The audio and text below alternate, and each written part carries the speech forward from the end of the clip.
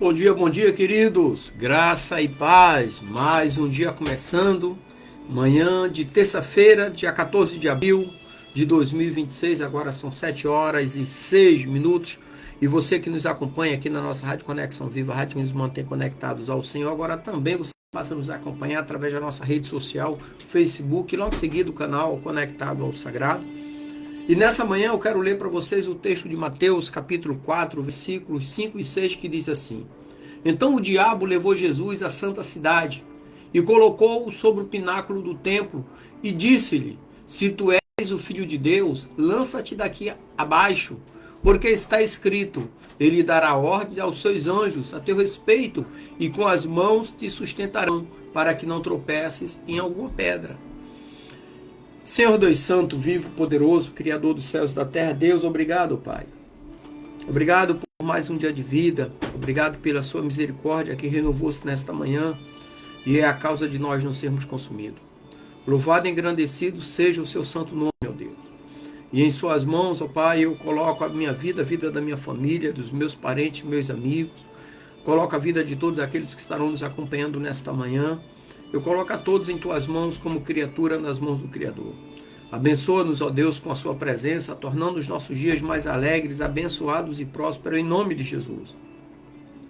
E que neste dia, ó Deus, eu rogo a Ti, em nome de Jesus, que seja repreendido todo espírito de enfermidade, todo espírito de desânimo, de vício, de prostituição, todo espírito de vingança, de inveja, de amargura, de ódio, de mágoa, e que verdadeiramente o Seu Espírito Santo tome lugar em nossas vidas, nos consolando, nos confortando, nos alicerçando e nos direcionando.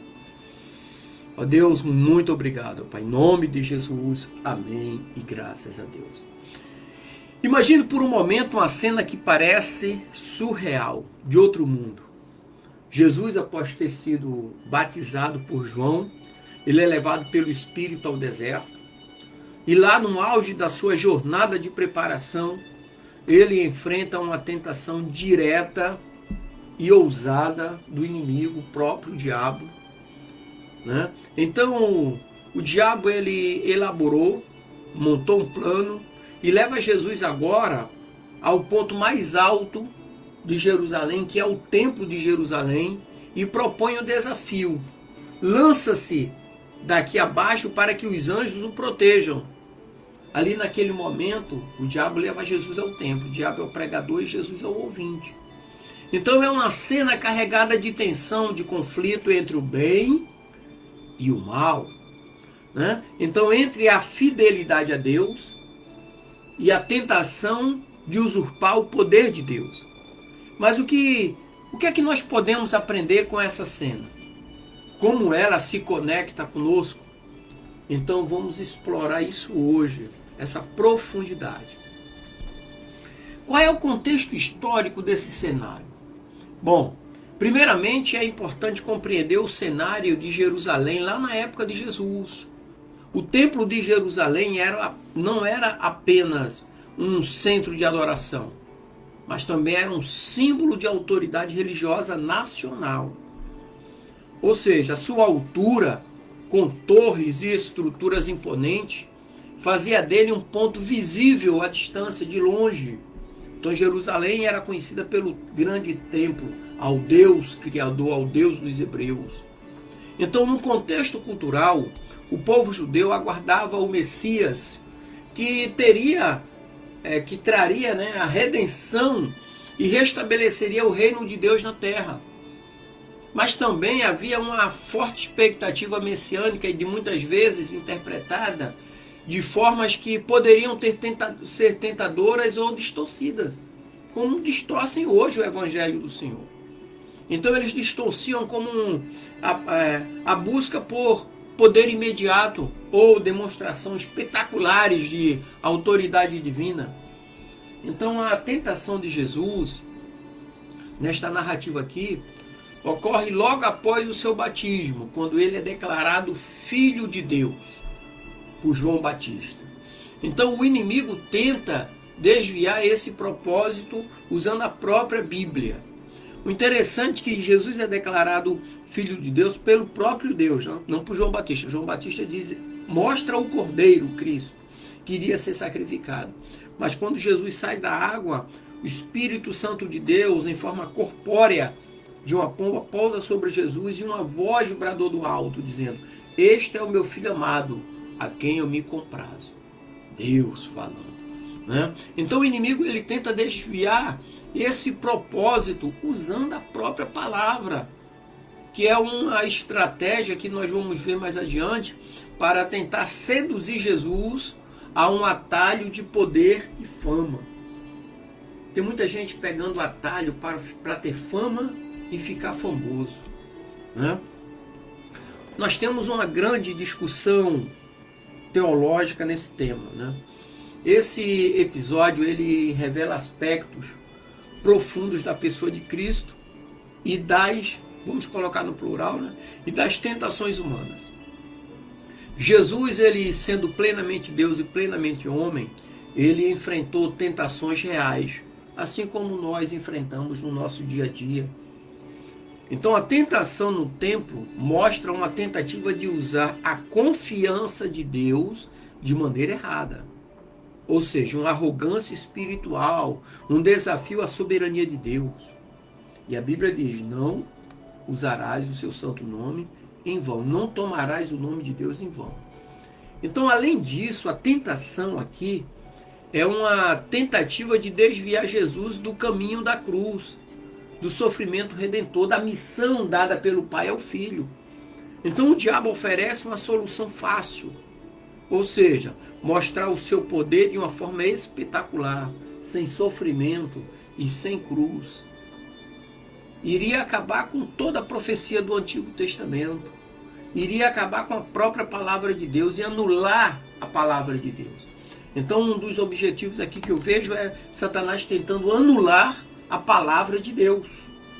Então, teologicamente, podemos refletir sobre a soberania de Deus e a fidelidade de Jesus às Escrituras.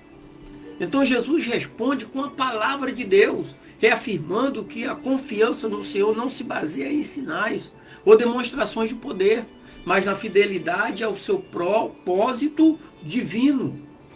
Simples assim. Né? Então, quando nós pegamos algumas palavras-chave aqui do grego, né? Por exemplo, levou, que é a palavra metal, implica uma condução, uma direção intencional, indicando que o inimigo tinha um propósito ao levar Jesus ao templo. O que é que tinha no templo normalmente? Meditação e leitura da palavra. O pináculo, né, que é o pecelê do grego, é a parte mais alta do templo. Possivelmente uma torre ou um topo de estrutura, uma altura impressionante, usada para testar a confiança de Jesus em Deus. Satanás diz assim, o diabo diz assim: se tu és filho de Deus. Olha só, então é uma frase que questiona a identidade de Jesus, uma tentação de duvidar de seu propósito e principalmente duvidar da sua autoridade. E Satanás diz: lança-te daqui abaixo. É um convite ao desafio público, ou seja, uma tentativa de provar sua filiação divina por um ato espetacular. O nosso Deus não é Deus de espetáculo, é Deus de milagre. É o Deus da palavra, é o Deus da criação. E Satanás ainda diz: porque está escrito. Então o inimigo usa as escrituras, mas distorcendo a sua aplicação. Ou seja, uma estratégia comum da tentação. Olha só, Satanás usa as escrituras para confrontar Jesus. E Jesus fala para mim e para você, quando nós somos confrontados por uma palavra, Jesus diz assim: buscai nas escrituras, porque julgaste ter nela a vida eterna. Entenderam? Jesus, ele usou também a palavra para confrontar o que Satanás estava falando. Então o texto do Salmo 91, que é o versículo citado, é muitas das vezes usado para o consolo e proteção, mas também pode ser mal interpretado quando tirado do contexto. Aí Jesus responde com Deuteronômio 6,16, reafirmando a fidelidade à palavra de Deus, e não as interpretações distorcidas ou a tentativa de manipulação de um texto isolado. E esse texto também, ele tem múltiplas análises, né? Por isso que eu digo, é um texto que traz profundo conhecimento, profunda dedicação para compreender. A primeira análise aqui é que o diabo tenta explorar a confiança de Jesus na palavra, distorcendo a palavra. A segunda análise aqui é o ato de levar Jesus ao templo, representa uma tentativa de manipulação do poder espiritual para os seus próprios fins, para uso pessoal. A terceira análise aqui é a resposta de Jesus. A resposta de Jesus demonstra o entendimento profundo das Escrituras e, ao mesmo tempo, sua fidelidade à vontade do Pai, à vontade de Deus. Então, o Salmo 91, versículo 11 e 12, nos mostra ali que o próprio inimigo cita este salmo, mostrando como as Escrituras podem ser usadas erroneamente. Lá diz assim, aos seus anjos dará ordens para te servir, olha só. E Deuteronômio 6,16, Jesus responde também citando esse texto de Deuteronômio 6,16, reafirmando a importância de não testar ou tentar a Deus, de não usar as Escrituras fora do contexto. E em Lucas capítulo 4, versículo 9 ao 12 ali, nós temos outra narrativa do mesmo episódio, que reforça a tentativa do diabo de provocar Jesus a um ato de incredulidade. E em Hebreus capítulo 4, versículo 15, Jesus, em sua humanidade, foi tentado em tudo, mas não pecou, mas não caiu. Quando você cai na tentação, você consuma o pecado. Em Mateus capítulo 4, versículo 1 ao 11, ali, o episódio completo da tentação de Jesus mostra o combate espiritual intenso, porque não foi uma nem... As tentações usaram justamente o aspecto humano primeiro e depois os aspectos divinos. Com isso nós tiramos lições para a nossa vida, para o nosso dia a dia. A primeira lição aqui é resistir às tentações com a palavra. Ou seja, assim como Jesus, nós devemos nos fortalecer na palavra de Deus para resistir às tentações do inimigo. Segunda lição, cuidado com interpretações distorcidas. O inimigo usa versículos bíblicos de forma enganosa. Então é crucial estudarmos as Escrituras no contexto, ou seja, buscar nas Escrituras, como Jesus recomenda. Terceira lição é a confiança na soberania de Deus. Ou seja, não devemos buscar sinais ou demonstrações espetaculares de poder para validar nossa fé ou nossa missão. A quarta lição aqui é viver a fidelidade ao propósito de Deus.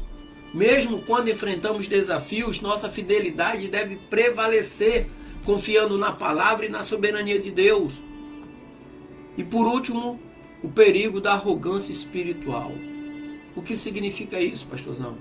Não usar o nome de Deus para ganhos pessoais ou para testar a sua fidelidade. Então eu quero concluir aqui dizendo nessa manhã, querido, que a tentação de Jesus no templo nos mostra que o inimigo busca sempre nos desviar do caminho de Deus, usando até mesmo a Bíblia, a palavra, para o seu propósito.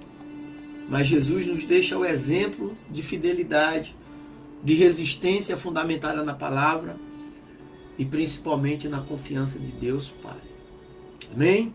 Que o Senhor te abençoe, te dê um dia abençoado, em nome de Jesus. Graça e paz.